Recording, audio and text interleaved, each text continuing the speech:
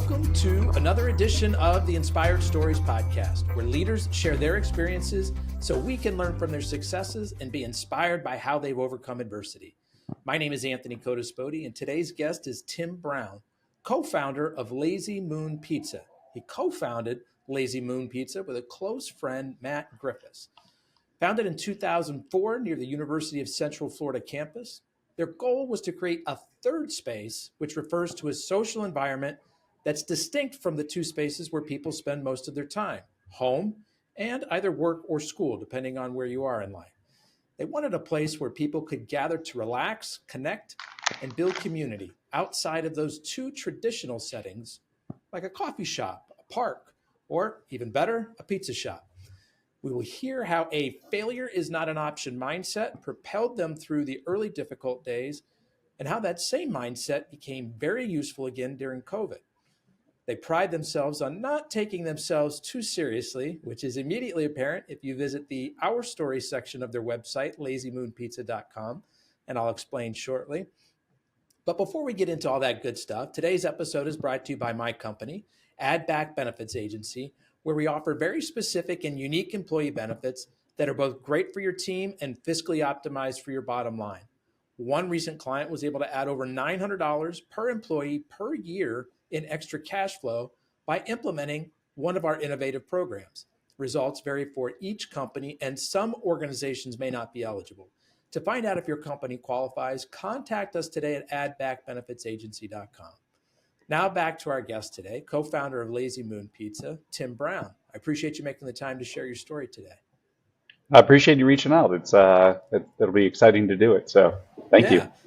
So Tim, did you have a background in pizza or the restaurant industry before deciding to start Lazy Moon? So I had no pizza specific background, nor did my business partner, Matt. He had worked at a place, putting pizzas through an oven, but it was also like a burger joint and fry joint. But they weren't making the pizza in that place.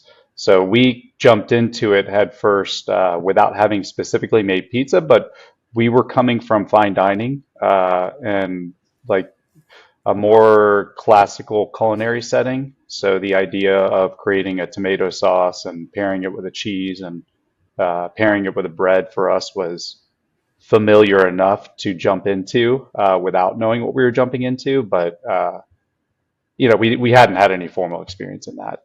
At the time when we started it, I want to say both Matt and I, between us, had maybe about a decade and a half of restaurant experience.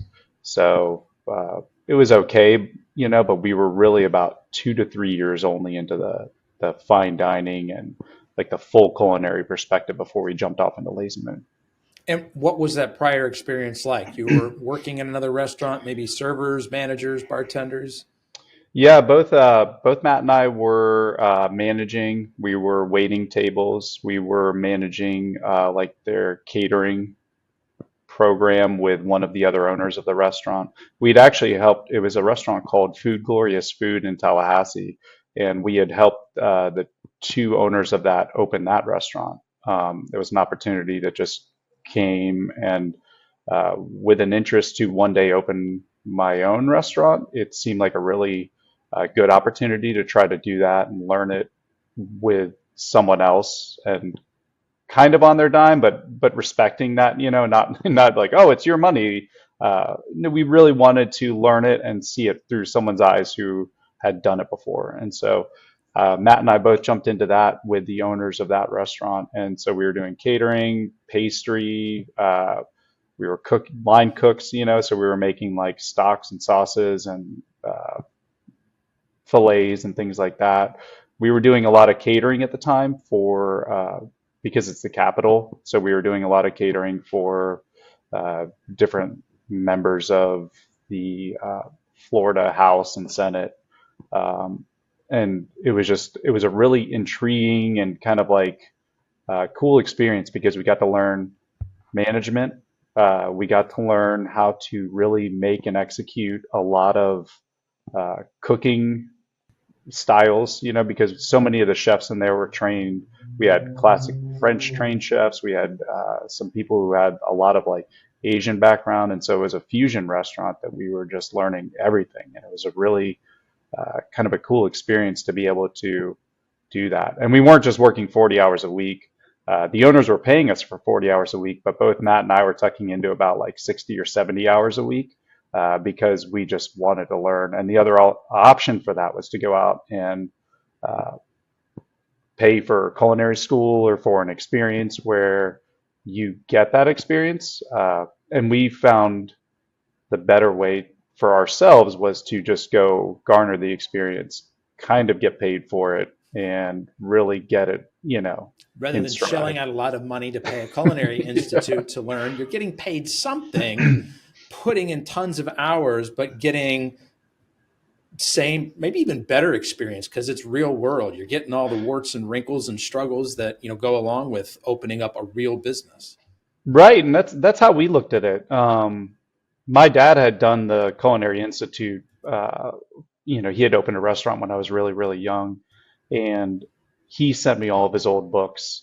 So, I graduated college in 2003, and I just immersed myself in those books for the next year and a half, 2 years. I still have them and look through them, but I made it a point when I was working at Food Glorious Food to when I got off of my shift, if it was an 8 or 10 hour shift, I would just go to Publix and pick an ingredient I'd never worked with, or go to a market and pick an ingredient I'd never worked with, and find it in a book and start working with it and seeing what it did.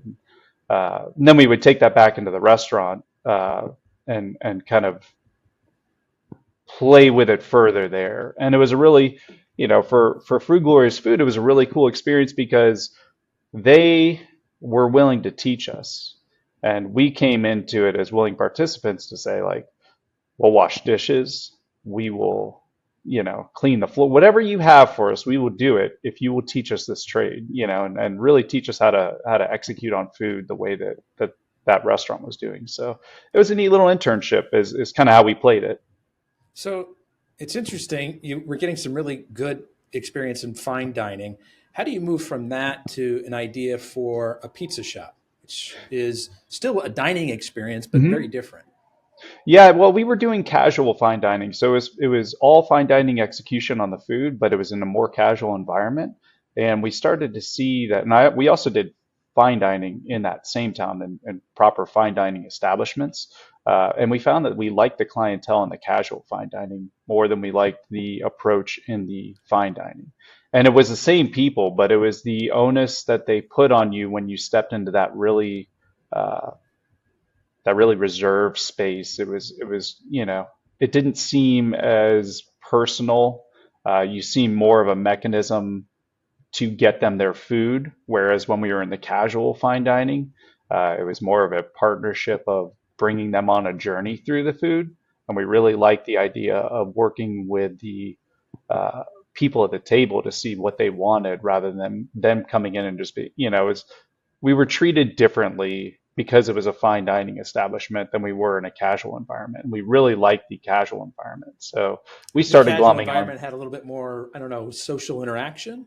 Yeah, yeah, it did. It felt more genuine. We would have more families coming in, and they were well to do, but they were just really cool and collected. You could talk about wine with them without it being too snooty of a thing. It could be more of the story of the where the juice came from than getting into how much the bottle costs. And they would pay for a high bottle, but it was really the connection made that kind of it was more rich. It seemed more rich in the casual environment. So we wanted to take that step back even further and offer what that was: good food in a casual environment to a place that hadn't seen something like that. Tallahassee has a lot of that going on, and um, for like UC or for Florida, UF, Florida has a lot of those establishments kind of already happening. But Matt had gone to UCF for 2 years, and we recognized that UCF still hadn't developed that college type of feel. And most of the offerings that came for UCF students were inexpensive and poor quality. And we saw, or they were expensive and poor quality, and it wasn't really like a genuine offering. So we wanted to give them a pizza shop that wasn't a traditional pizza shop. One thing that we found when we walked into traditional New York pizza shops is you always kind of got stared down by the guy working the oven until you finally got what you want. And I don't put, I love New York pizza shops, and my wife is from New York, so we're like, I've had some of the most rich and genuine experiences in some of those pizza shops. But when you get down to Florida, it's like everyone's got a chip on their shoulder. Ah, it's a New York pizza shop. Like, what do you want? You know, like what's your so we wanted something that was more engaging and inviting into the customer. You know, we wanted to get to know the customer. Hey, we didn't want it to be a quick fire, like, all right, here's your slice, you go on. Less We wanted to sit there and talk to transactional, you. more like a relationship. Yeah. And I mean, that's how we approach it. We approached it as if we were waiters in a restaurant having a dialogue with someone, you know, whether it was 5 minutes or 10, you know, an hour, we would sit there and because we were the people working the counter, we wanted to get to know the clientele coming in and understand the rhythm of why they were coming in, what they liked about it, all that. So, yeah, that's really, we just wanted to kind of create that setting and be able to give that to UCF and give the students something that was worthy of them and worthy of their time. That wasn't it wasn't a chain restaurant, and it felt specific to them. And so that's where we took from, at the time, microbrewed beer wasn't as big as it is now. I don't think it was big. We took from a pub that we saw, you know, and we had gone to a couple pizza places that we liked. And then we took our cooking and service approach from our fine dining experience, and we tried to mash it all together into one restaurant. And so when we first opened, our first Lazy Moon in 2004, we were making our own ice cream for milkshakes. We still make our own stocks and stuff for soups, but I mean, we were making everything from the ground up, and we still make everything from the ground up, but we stopped doing milkshakes because it was, it's a whole other process. Not because of the ice cream, but it's just a whole other process. To really be good at it, you need somebody who's just there making milkshakes for the demand, you know. So tell us about some of those early days. You made the decision, this is the direction you're going to go. You're going to open this restaurant. What was it like as you're working to get the restaurant open and it's open in those first days? Tell us about all the hard work that went into it. Yeah, for the opening stuff, I mean, it was really Matt and I leaned into our friends and family harder than we ever had before. We had family members who had given us, I think all in sum was maybe like $60,000 or $70,000 worth of family investments across maybe like 7 to 9 different people. And then we had taken out a line of credit for $30,000 that my dad had co-signed on. And so between Matt's family and my family, we had all of the, as much help as we could. We opened the place for about $110,000, which was really good because we ended up doing all the labor to get it to that space. We had a friend who had done some house renovations, so he showed us how to build walls. He came in and did a lot of build out with us, and Matt and I both learned a lot about construction. And in about 5 months, we took a restaurant that was a pizza restaurant and turned it into a new pizza restaurant. So it wasn't a far stretch, but it was really leaning into a lot of friends and family. And we worked it up until we opened. We opened the doors. Well, we didn't open the doors. We got our first food shipment, never having made a pizza between the two of us. And I wouldn't, it's not wise. It's just the way it worked out. We didn't have a mixer at the time, nor could we afford one that would like mix dough in that size. And then this was 2003. So the internet was pretty nascent, and Amazon didn't exist in the way it does. You couldn't just get a stand mixer. We could go to a store, but it was a $600 mixer. I think both of us moved to Orlando with like $2,400 in our pocket, So we weren't trying to buy a mixer. We were just like, we'll figure it out when we get there. We took the first week, really figured it out, got it to a good place. and then started serving pizza, ran about another 2 or 3 days and realized like our recipe's a little salty, started kind of peeling that back and then really moved forward uh, with a better product after about day two or so. And it was, we listened to customer feedbacks, we listened to our friends' feedback. It was really just our friends and family coming in those first couple of days. And then we kind of opened it up mass. It was opened up, but people started to pick up to it a little bit more after that. So And for those why did you first, decide? Sorry to interrupt, Tim, but I'm yeah, yeah. curious on something. Why did you decide to start a pizza restaurant if neither one of you had ever made pizza before? Why were you connected to that? Uh, because I think when we were in school, that ended up being the place that we hung out. Like, like we were always at a pizzeria that was cheap, and we were always trying to find like a microbrewed beer bar that was. We were just taking the pieces of things that we loved. Like we found that we, would eat mostly in a pizzeria because it was cheap and it would feed our day, and that we liked the product. But so we really wanted to just You we wanted to knew that recreate that hangout space that you yeah, had in college. yeah, and we knew that it was missing, and we knew that it was viable. Like, hot dogs aren't really an everyday college student type of thing, but pizza's kind of it's a strike down the middle of the lane there. I feel like more than a burger or anything else, we saw that there was a repeat value to it. And so we didn't think there was a repeat value just to pizza. We thought there was a repeat value if we could add salads and add soups and make them really good salads and make them really good soups, so that if you wanted to come there and eat light, you could do that. If you wanted to come there and eat heavy, you could do that. And we wanted to make it an offering that was genuine, because most places we had gone to and pizzerias that we had gone to in college would just have a standard, like, here's a spinach salad with like some onions, some carrots, and a couple olives, maybe a tomato or two. And it didn't feel like a genuine offering from a food perspective, from a culinary perspective. And I think that's something we picked up in the fine dining was it should be a genuine offering. And so we wanted that pizza because we felt that that was approachable daily. We wanted the microbrewed beers because we were really excited about that in 2003. We felt that that was going to be the next big thing, and it was, you know. Um, and so we wanted to take all these things and mash them up into a space that we felt would be successful for UCF, because they were just missing it. They were, it wasn't, it was just a place where chains popped out of the ground. And so it just missed college students. And we felt that that was that. So we could have done anything, you know.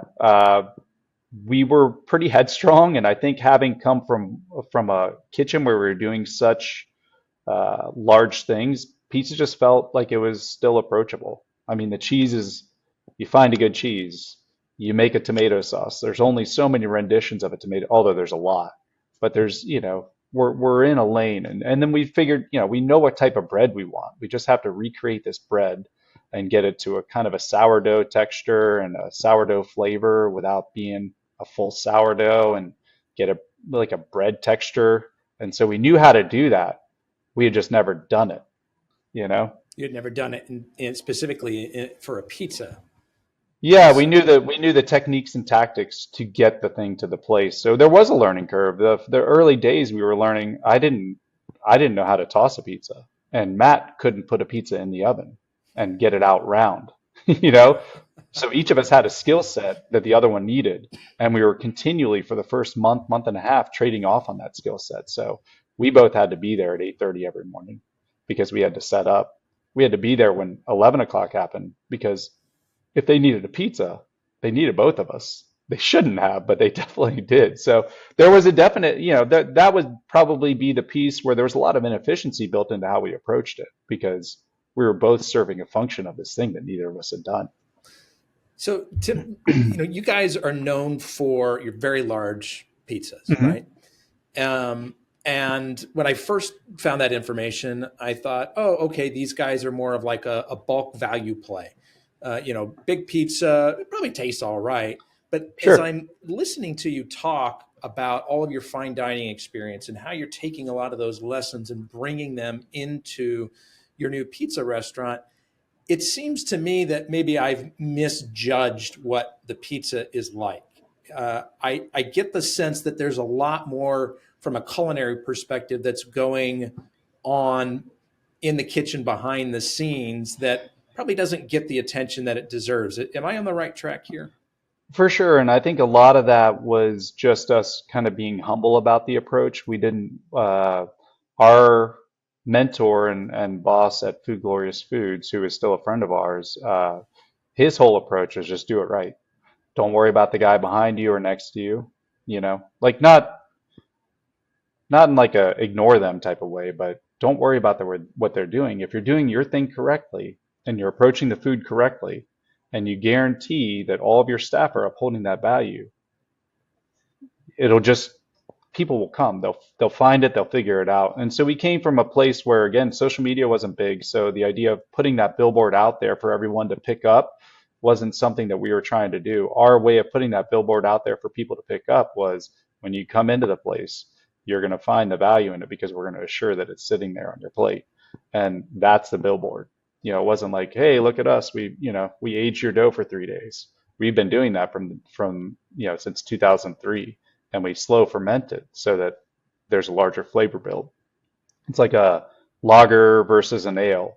The complexity and development of what comes out of a lager is greater because of the fermentation method, the type of yeast used, all those types of things. So you can get so much more complexity to what you have. And that's what we're doing with the bread, is putting that in there. And so we've always had like a starter that gives it its flavor. We've had all these things, and it's just kind of, we've never really been good at hanging it out on the on the window to let people know that that's what they're getting. But for the first, up until 2020, our sales trajectory was always up.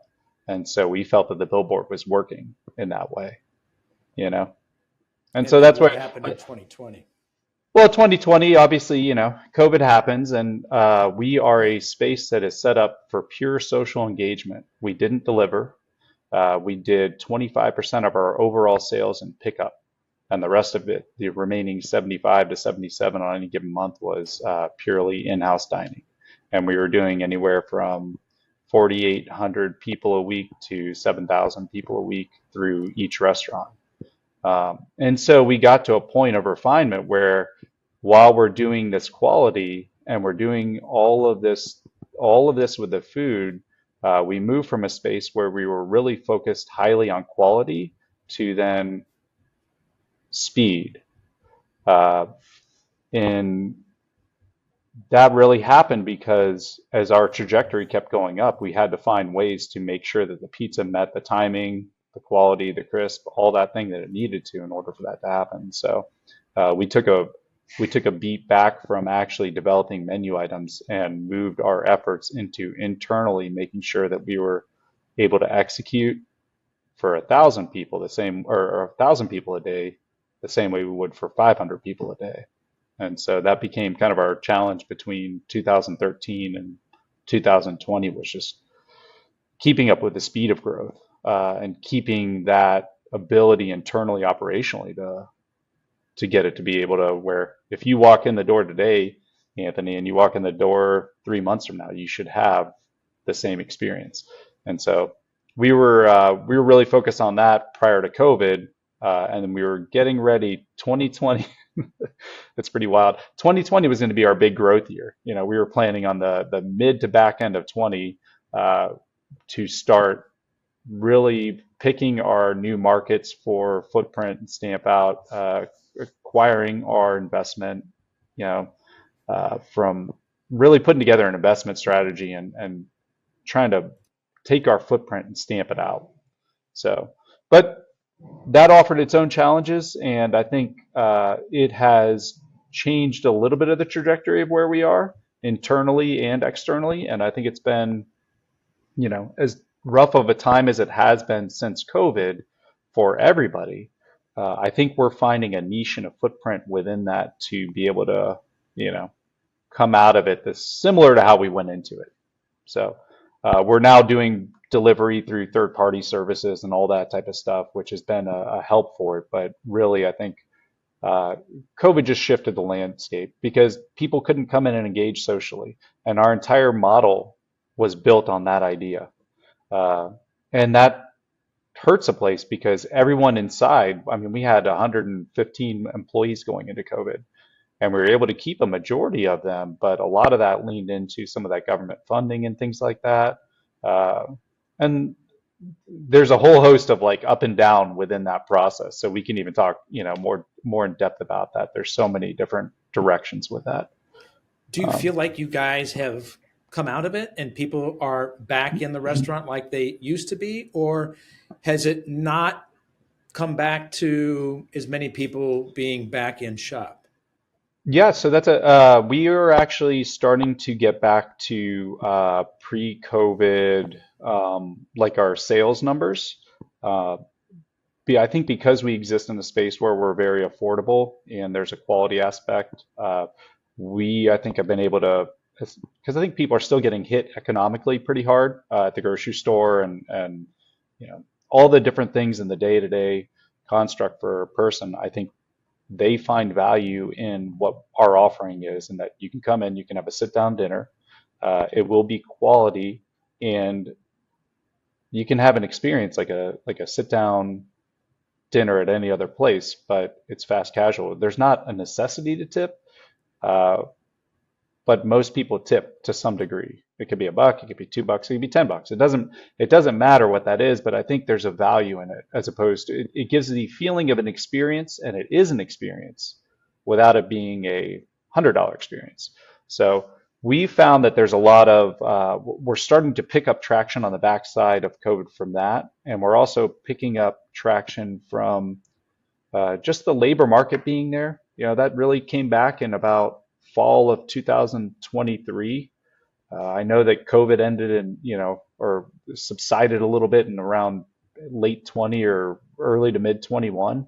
But the labor market never really recovered until about, I want to say we started to see it around August to September of 23.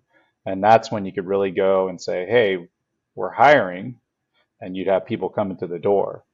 Prior to that, for about 2 or 3 years, it was really hard to hire. And within that space, it's hard to really run defined standards when you don't have personnel at every position, or any of those things happening. So we're happy to have personnel again. We're happy to be at that place where personnel is back in, and we're setting our standards hard and fast again to like, you know, this is exactly what has to be. There's no negotiating on this. And that's where we existed before COVID.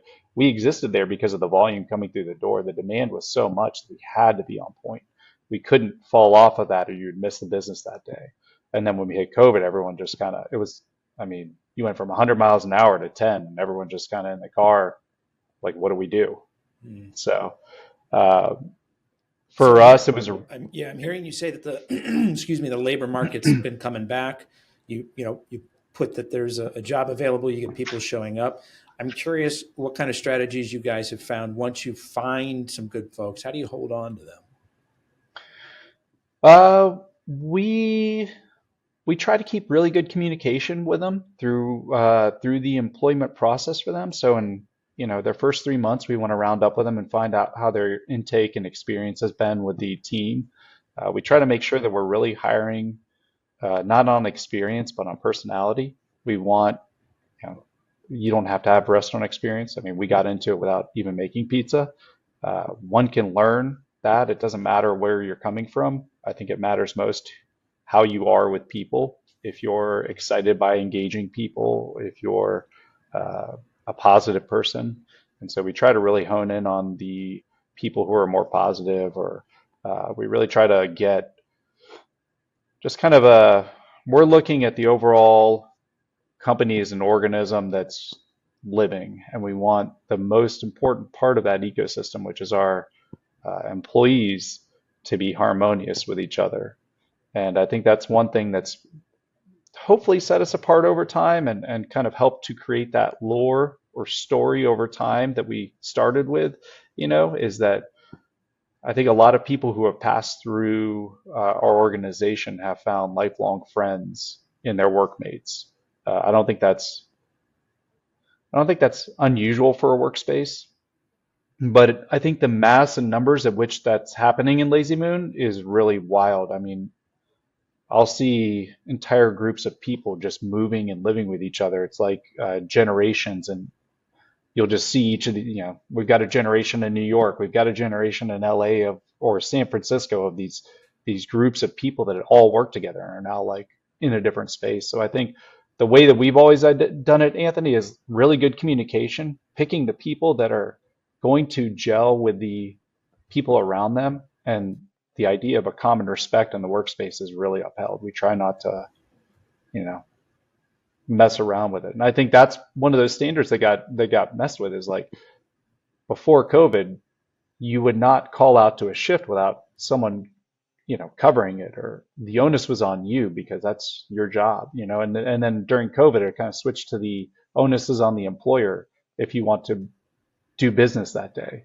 Like you have to clean up this mess if you want to sell enough pizzas to keep your lights on. And so that's really where I think that was a hard part for us because there was some watering down of standards, and I think that impacts sales over time. And it wasn't for long. We did it in stride with the rest of the world, but for us, it was too long.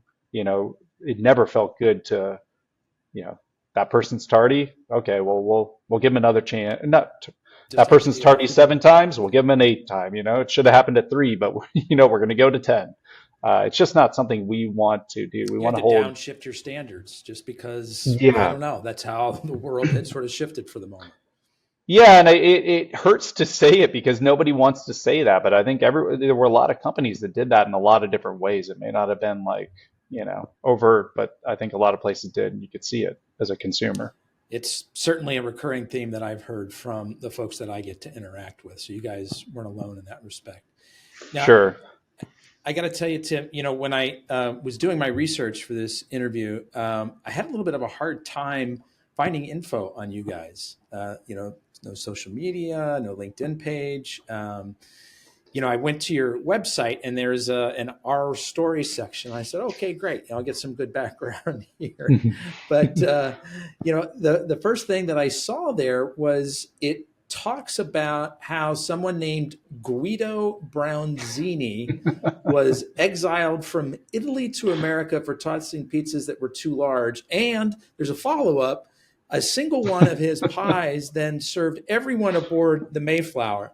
Mhm. And you had me until about the second sentence when I said, hang on a second, what's going on here? Their story goes all the way back to 1620 with some guy who served everybody on the Mayflower.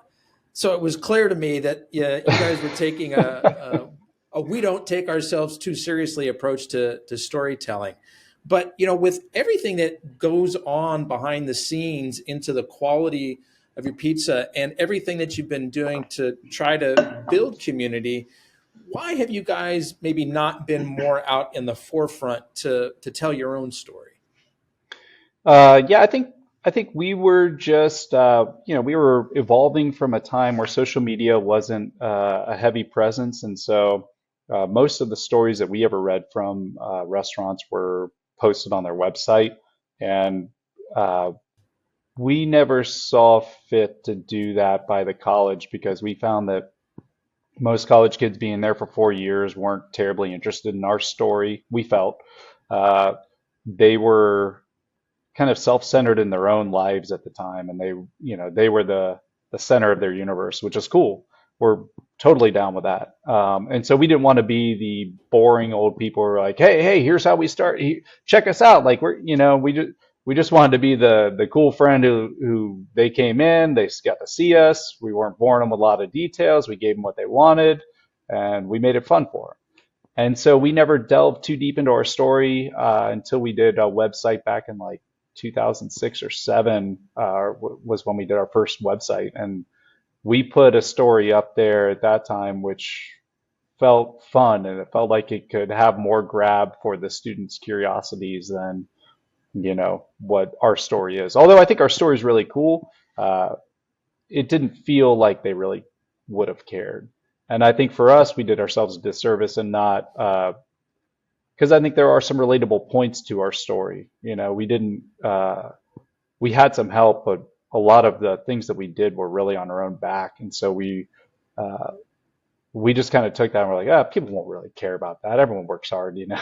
Like it's we didn't think to hang it out there in a way, and we thought it'd be more fun to just give people an ability to create their own lore around it because we started to see that getting wound up with our customers in year 1 and 2. They would, be like, oh my God, this place has started like, this.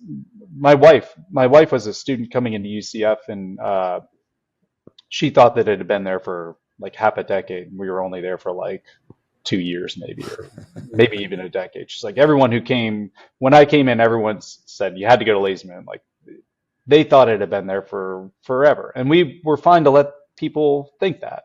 Now we're 20 years deep into it. We kind of have been there forever. Uh, but yeah, we liked the idea of people creating their own lore because it felt more exciting probably for them to tell their friends this like tall tale rather than to get like, oh, it's these kids who came in and opened a place by UCF and they didn't know what the hell they were doing. And now here you go. It's Here's not your a very pizza. romantic story, is it? Yeah, we couldn't wind it up at the time, but so we found, yeah, it was cool to let people have a lore and then to add to the lore. And we always just wanted to insert ourselves into history and various points that way. So So, have you guys thought more about being a little bit more out front with the story, or do you like sort of the way that it's been unfolding? no, I think we would like to be upfront with the story. I think there's more of a compelling nature to it than just the like what we get out of the people going on. And I think people like to go on and get a little bit of humor out of it, but I think there's also still a rub where people want to know like, okay, yeah, I see that, but really like what is this? How did any of this come to turn? Like obviously it wasn't on the Mayflower, So like uh we don't want to we weren't ever trying to like just be to obfuscate it or to keep it obscure. We just wanted it we'd be fine to put it out there, and we've started to put it out there. This is actually maybe the second or third interview I think we've done in 20 years that talks at all about our story. I think it's exciting to get out there and talk about it, and it's exciting to kind of recall back all of the chapters and ways in which it got here. So I think we'd be open to it, and we're going to start getting it out there. We talked about having our slider, a slider for the history where you could get the pure history, or you could kind of slide to one that's a little more tuned up to a fictionalized history, and a really Somehow tie wild Moby one. Dick into your path, and yeah, Hmm. maybe Iliad and the Odyssey, and see how many other historical events Yep. that. Yeah, that would be great. Past and future. Oh, All- that'd be fun. I'd Yep. like to see that. So, what's the future hold? What are there still growth plans on the horizon? Are you guys in a position to do that yet, coming out of COVID? We are currently setting ourselves up for that position. I think we opened our third location in June of 2024. That took a lot to get out of the ground. It was, again, I think that being on the heels of COVID, the cost on it were so much more. The timing on it was so much greater. We got mired in the back end of, everyone thinking when COVID happened, everyone thought, well, is it going to end? When it started slowing down, everyone said, all right, well, it's ended. Now let's get back to, business as usual. And it took about a couple of years for the labor market and everything to reset to kind of business as usual. And even coming out of it, it's, not. So I think like right now, I think people are getting economically hit by like groceries and wild other things that are on the heels of COVID and on the heels of all these rising costs. So we've been able to find a nice footprint in there again, the same as when we started UCF. We offer a value within that space. And so we've been building, we've been working through our teams, we've been building up our teams internally and working through our training and working through all of our process so that when we come when we get to this point where we are now, we have the third restaurant open and we're moving, that we're building our uh, profit and loss, and we're building our balance sheets to, at the end of this year, really procure financing and start the growth step anew. Um, we are really keen to just kind of make sure that as we're going through 2025, that we're conscious of our growth and scale and taking from the lessons that we were shown in COVID, when you are at this point of growth and scale and then you pull back from that edge, what that takes to wind down and wind back up. And so I think that's where we are right now. We found profitability again within the stores in a way where it's driven by sales alone and not sales and government initiatives to help buffer that. And we're having those standards, the standards have been reset for our organization, and the dialogue for all of our staff and all of our corporate team members is really reset to the place where we were going into COVID. And we started that really about a year and a half ago, so it's not new in that way, but we're finding that the traction on it's really, been hitting in the past year. So we're excited. We're at a point where we're looking forward to growth. We're trying to establish how that's gonna come. Will we grow corporately? Will we franchise? Will we, there's so many opportunities and options on that.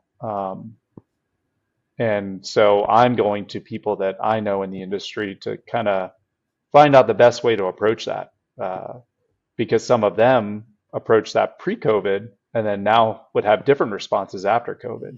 And so we're just taking this moment to kind of gather all of our resource, internally scrub through our processes and make sure we're as clean and refined as we can be. And that when we come out of 25, we have a model that is really scalable, because that's kind of where we want to go next. I feel like, after 20 years and we've walked down the road, we're teed up for that, and not just because, but we have teed ourselves up for that. So, I hear you talking about refining your processes, making sure the P&L looks really good. And, as business leaders, as we look at that P&L, at least in my mind, I kind of think about it there's two levers that you can kind of pull to affect it, right? You can do something to help boost sales. You can do something to help decrease expenses. As you think about those two levers, Tim, are there creative things that you've tried and found success with in the past that might be interesting to talk about? For hiring and things like that, we found that, referral programs seem to work really well. Internal employee referrals. If you have employees who are really, approaching it with earnest and they're getting good people on the other side, we found a lot of success with that, and it helps internal employees by putting some cash in their pocket, and the new person coming in is almost, that's not a guarantee, but they're better to gel with the group because they already gel with this person who gels with the group. And so we found some success there. I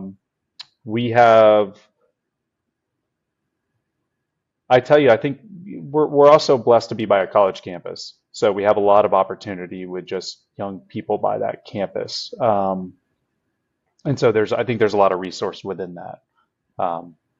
But we've found that the hiring piece of it is moving along at a nice pace. For the sales build, we're always trying to build top line sales, and that's kind of a neat thing for us with now all of the third party delivery and the availability for online access to our product, which is something we never even touched on pre-2020. We see it as another opportunity to develop into those top line sales, a new strategy. And we're really, with our teams, focusing on building top line sales.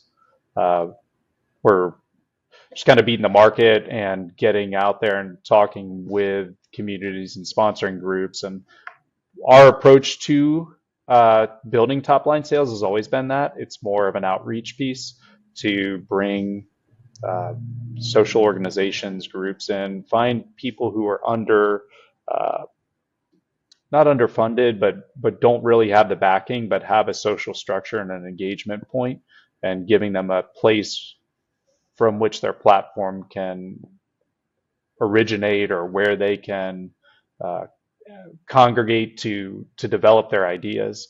And so a lot of our outreach really comes from inviting people in. Sometimes we'll pay for an entire group just to get them to come in and have that space and to create that like excitement and setting for them.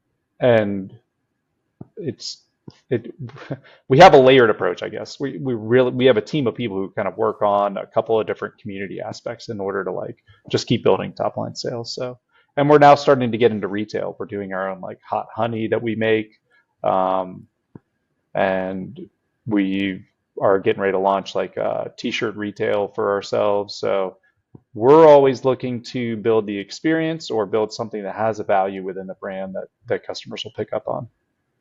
The hot honey and the t-shirts, is that just going to be sold within your locations or elsewhere? We'll have it on our website. It should be up there in about the next week or two. And the hot honey we started making about 6 months ago and have got a pretty good setup and response with that. And we're really just looking to get back to as many like we used to have retail on the site. We used to have all these things there, and then we redid everything. And so we're really just kind of like we are at that point of reset, Anthony. We're this whole year, the past year has just been reset all these things that kind of fell off, get the whole team recharged, change the habits of the people, move it all forward, and that in of itself has been the biggest thing. Getting back to our standard is the biggest top line sales builder. And we tell our teams that all the time, that if you just do this thing right because of the value of the product and the offering, people will not be able to look away from it. People will come back and they'll tell their friends about it, which is that word of mouth is the best form of marketing that you can get. That's how we started. Being by college, that's all we had to do. Because if someone tells you to go to a place, it's going to take 5 times. If they tell you not to go to a place, that's like a one time. If someone tells me not to go to a place, I only need to hear it once. Mm-hmm. I may go there at some point, but you'll probably have to tell me a couple times to go to a place before I go to it. And so we realized that the value of that word of mouth is so big. Like if you mess it up with one customer or a group of customers, like that could be an additional 20 to 50 people in there, that you've hit without even realizing it. Tim, what's a serious challenge that you've overcome, whether it's something personal, professional, a mix of the two? How did you get through that? And what were some lessons you learned coming through the other side? I think probably the hardest thing that we've had to overcome, I mean, initially it was, setting up a restaurant under like days where there's a lack of sleep and just a heavy ask from your mental register, and so that was a really hard piece initially was, for 3 or 4 months, my partner and I were working 21 to 21 and a half hour days. And, it was like 6 days a week doing that. So that becomes hard personally to maintain. But then you get to a mentality and it's like, okay, well, this is just this. I think the hardest piece for us as an organization, the hardest thing we've had to overcome would definitely have to be COVID, and what happened in 2020. For us, our whole reliance was on social engagement. We closed down in March before any other restaurants because we felt an onus as an operator, not knowing what was coming down the pike. We felt the onus to not be the place that was like ground zero, because we had 500 to 700 people in close proximity in that place every single day, and so that was hard because we had to almost preemptively just turn it off and stop selling pizza. And then about 2 to 3 days later, we started to see other restaurants doing it, and then it just everything, all the dominoes fell. And when you go from a place where social engagement inside the space is almost 100% of what you do, it's like 77% of what we do. And the people who are coming in to get their food aren't getting the same experience when they come pick it up. It's a subtly different exchange because now they're waiting outside or any of these things. So we just had to change our whole format on how we approach service. So many of the things that we had done as an organization where we were like, you don't have to worry about that customer coming in and sitting at that table right now. Like just worry about them at the door, think about them 10% instead of 90%. And so you strip away like all these things that are that are good in there. And I think it's hard for an organization that's built on that much speed to slow down, do a 180-degree churn, and end up in a direction where you found a new business model that's kicking and running. So we really struggled through COVID to make our model work when you don't have people passing through the environment. And because our pizza's so big and our product is so big, and we never banked on to go being such a large piece of our organization and business model, we didn't even have storage for boxes. Like you go into Domino's and you see they built storage in for boxes because that's X percentage of their model. We were consuming our dining room with our pizza boxes because in order to do your bit, to get there, we had to be there. And so then, when the world merged back in, it's like you need the online, but you also need the space in your dining room to store all these products for online, and you need the dining room for people to come and sit in the dining room. And so we found a really hard place to merge that back together and to, again, like I said, it's only been about the past year and a half to 2 years that we've reset that standard and value in our organization since we've been able to really hire and hold that standard in a way. And so that was a really hard piece for us to get to uh, just the finance of that, and how you make each of those shifts run in an atypical uh, functioning organization. It wasn't what we built. It wasn't what we set up at all. We had, at the time, we were doing late nights before COVID. And so we would stay up until midnight, or on Friday and Saturday, we'd stay up until 2:30 a.m. And when we shut that off, we realized that it was such a large piece of our business, not actually what was coming through those hours, but the billboard that was. The amount of people who would come there because you were the place that was open and you were there after some event that they went to. And so what it did was it drove sales through the rest of our day parts, lunch, dinner, and all that, because these people would see you at this time of day where no one else is really, present. And so it became something where all of that, everything that we did basically shifted our model. And I think that was, I know everyone went through that. People lost loved ones. There was so much that happened out of COVID that was like, it's really tough. But this kind of like shook the whole, for us, it was what shook our model. It was what was the toughest for us because we couldn't exist how we were, and resetting it back when the opportunity was there took so many steps. And personally, that was hard, because I think my wife and I had just had our second child in 2021, and we were anticipating a lot of reset of the world. And, it wasn't necessarily that. So I found that I felt half, like I was giving half of myself to each side of what I needed personally and business wise. I didn't feel like I could give everything I needed to the business because uh, I had this personal thing going on, and I didn't feel like anyone was really like getting what they needed from my time. And I think that was hard for me for about a year to kind of get to that idea and exist in that space where it's like I feel like I'm failing at home. I feel like I'm failing at work, and you're probably not, but it just you don't feel like you're in your most efficient step. And a lot of it was on the heels of that. I know everyone has gone through that at some level. So um, I don't think that we're on an island or that it's just us. But What what did you do to cope through those difficult times? You feel like you're stuck at work. You feel like you're not showing up in the way that you want at home. That can be, those are the two biggest fears of our Mhm. world, right? That can feel pretty destabilizing if you're not satisfied in either of those realms with the people that you can lean on. How did you kind of work through that time?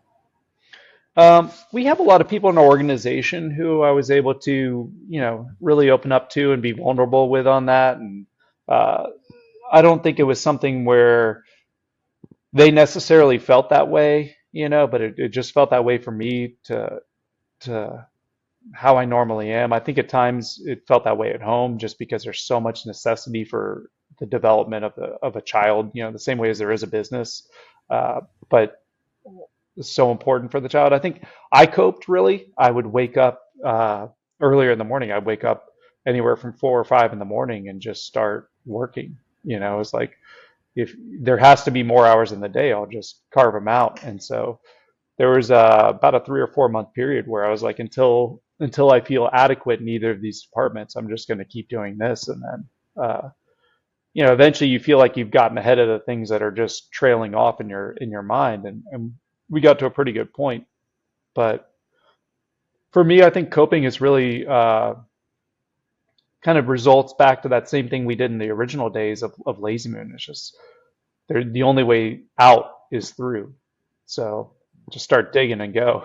you know, like what else can you do? And I think it worked. It calmed my mind. I don't think that the fires were as hot in either at home or in the business, but it's all about standard. It's a standard I held for myself that was failing or faltering, and so it it feels nice to reset that. It feels like we've reset that in all spaces. And exercise, I think, is a big thing for me. If I'm not, being physically active, then it's hard for me to calm my day or the mind. So Tim, I've just got one more question for you, but yeah. before I ask it, I want to do two things. First of all, everyone listening today, I know that you love today's content. Tim has had a lot of great stories for us today. Please hit the like, share, subscribe button on your favorite podcast app. Tim, I also want to let people know the best way to get in touch with you. What would that be? Well, we have a couple of intakes. We have a community at lazymoonpizza.com. There's obviously my email, tim@lazymoonpizza.com, but really it's just the outreach on our website. We try to make sure that we hear everyone who comes into that and that we're reaching back out. So last question for you. I'm curious how you see either your business or the industry as a whole evolving in the next couple of years. What do you think the big changes are that are coming? From what I can see so far, it appears to be automation. I know everyone's talking about AI, but it's interesting to watch it, kind of permeate the restaurant culture. From what we found since 2004, restaurateurs are not typically reaching towards tech until about 2020 when COVID hit and everyone's reaching for tech. So it's kind of neat to see it happening now, because you're seeing so much more intelligence into the actual software that's driving the industry. And there's so much more finance behind that. So I think artificial intelligence driving everything from like financial platforms up through scheduling and all that type of thing will be a thing. I think that the automation of personnel is going to be something that everyone seeks given the labor market. But I don't know how successful everyone will be with that, because that's such a big piece of the engagement and restaurant experience, I think, is that human connection. And to diminish that, I think can be smart in certain ways, but I think if you cut it just wrong, the general public will pick up on that, and psychologically it'll be a just subtly an off experience for that like social setting and space. So we never really look into the automation pieces that way. I don't know that we would try to refine, but I think a lot of that's coming through, like automated fry droppers or burger flippers or, dining room cleaners and all this kind of stuff like that. So it'll be interesting to see what plays and what is just future bad tech, As and we're what really recording plays. this in June of 2020, or I'm sorry, January of 2025, are you guys using AI in any way in your business right now? We are currently hooking in with a company that has it wound into their like reporting and finance platform in a way. I think that some of our tech uses it, but it's not really pervasive. We don't feel it on the front end as heavily yet. You just see it coming through on the back end and all these little initial phases. So all of our purveyors are, really hanging from the windows that they've got this new AI thing going on, and it's going to be this, that, or the other. So we haven't seen it. We've seen it, but we haven't seen a ton of it that we're implementing and utilizing yet. But it is everywhere. So it's it's starting to come through the doors already. Well, Tim, I want to be the first one to thank you for sharing both your time and your story with us today. I really appreciate it. For sure. Thank you. It was really nice to do this, Anthony. Folks, that's a wrap on another episode of the Inspired Stories podcast. Thanks for learning with us today.